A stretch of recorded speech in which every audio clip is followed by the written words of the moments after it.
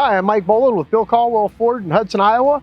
And today I'd like to discuss the spare tire location on a 2021 Escape in the event of a roadside emergency, a flat tire, and a couple of different ways to handle the situation. First off, on this Escape, standard is an inflator kit, which will allow you to bring a flat tire up to an operating level of inflation to get you to a safe place to have that tire fixed or changed.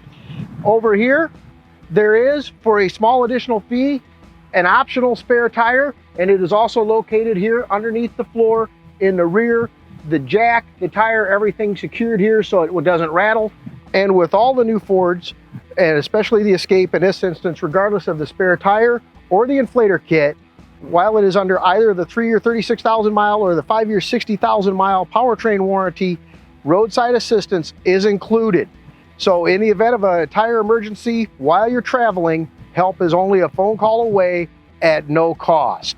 So a couple of different ways to address a roadside emergency with a flat tire, either, like I said, this miniature spare or the inflator kit. But for more information and to see and drive these new Escapes, and they are wonderful, please come and see us. Thank you for watching. I'm Mike Boland, again with Bill Caldwell Ford. Have a great day.